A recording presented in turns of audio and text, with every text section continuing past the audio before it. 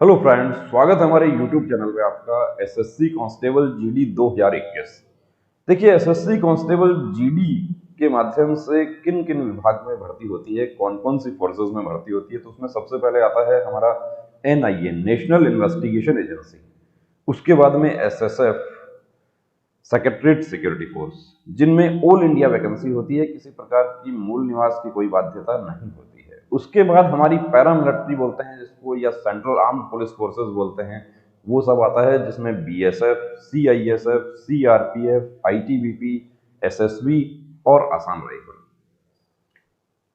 इनमें आप combat role में आपकी भर्ती होती है। कॉम्बैट रोल मतलब कि आप लड़ाके के रूप में भर्ती होते हैं। एक कॉम्बैट तो पूरा ही फोर्स कॉम्बैट है, लेकिन उसमें कुछ नॉन कॉम्बैटेंट स्टाफ भी होते हैं। एसएसएफ में आपकी पूरी सर्विस जो है वो दिल्ली में ही रहती है। एनआईए में आप पूरे देश में कहीं भी आपके पोस्टिंग ट्रांसफर्स होते रहते हैं। एनआईए का जो क्षेत्राधिकार है वो पूरे देश में कहीं भी है। एनआईए में काम क्या होता है, तो एनआईए तो एक तरह से पुलिस की भी पुलिस है। एनआईए, नेशनल इन्वेस्टिगेशन एजेंसी, कहीं भी पूरे देश में किसी भी घटना की जांच कर सकती है, उसका क्षेत्राधिकार है। बीएसएफ में आप भर्ती होते हैं, आप भारत पाकिस्तान या भारत बांग्लादेश बॉर्डर पे ड्यूटी करते हैं। सीआरपीएफ जो है वो हमारे स्टेट पुलिस को असिस्ट करती है लॉ एंड ऑर्डर में। इसके अलावा सीआरपीएफ का कोबरा फोर्स है, सीआरपीएफ का आरएएफ है, रैपिड एक्शन फोर्स, जो दंगा रोधी यूनिट, स्पेशल यूनिट है उसकी।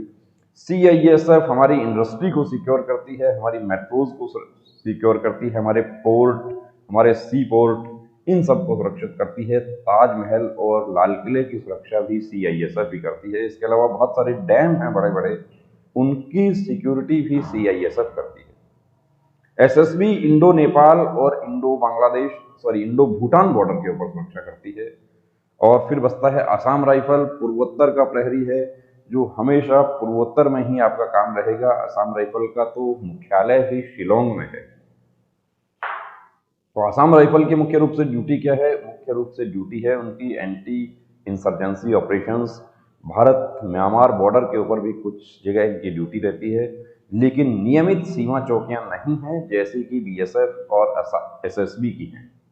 आईटीबीपी हमारी इंडो चाइना बॉर्डर जो है उस पर ड्यूटी करती है। इसके अलावा इनको कहीं भी गृह मंत्रालय द्वारा कोई भी ड्यूटी इनको दी जा सकती है। चुनाव में विशेष रूप से आप देखते हैं कि चुनाव में हमारी फोर्सेज जो है वो सिविल एडमिनिस्ट्रेशन की मदद करती है। अब बात यह आती है कि कट ऑफ कितना रहेगा, मुझे कैसे पढ़ना चाहिए, मुझे क्या पढ़ना चाहिए, मुझे कितना पढ़ना चाहिए, मुझे कितने मार्क्स लेने चाहिए। देखिए, कितने मार्क्स जो इस बार का आपका कट ऑफ रहा है, उस कट ऑफ में आप नंबर बढ़ा दीजिए। इस बार का जिस स्टेट से आप बिलोंग करते हैं, जिस केंद्र शासित प्रदेश से आप बिलोंग करते हैं, वहां का आपकी कैटेगरी का जो भी कट ऑफ रहा है, उसमें आप ज्यादा भी नहीं तो 1 या 2 नंबर तो आप बढ़ा के मांगे, क्योंकि हर साल कट ऑफ बढ़ रही है, कट ऑफ कम नहीं होगी, कट ऑफ बढ़ेगी हर साल। कितने कैंडिडेट्स, पिछली जो भर्ती हुई थी 2018 की, उसमें 70 लाख ने आवेदन किया था। तो इस बार कितने आवेदन करेंगे वो आपको खुद को पता है, क्योंकि इन 3 सालों में नए कैंडिडेट्स 10वीं पास करके आपके साथ दौड़ में शामिल हो गए,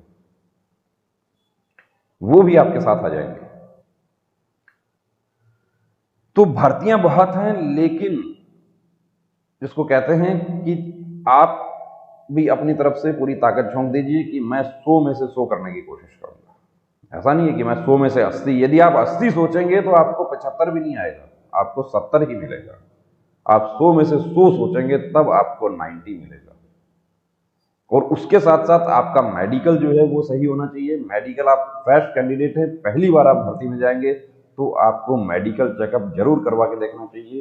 क्योंकि बहुत सारे हमारे साथियों को, हमारे भाई बहनों को हमने देखा कि एसएससी जीडी की भर्ती में 3 साल की, 4 साल की, 5 साल की मेहनत जो थी वो उनकी जाया हो गई। जब लास्ट में मेडिकल में उनको पता चलता है कि मुझे तो ब्रांकी मेटाटार्सिया था, या मुझे तो एक फिंगर जो है वो एक्स्ट्रा है और इसका सर्जरी हो सकती थी, लेकिन सर्जरी नहीं करवाई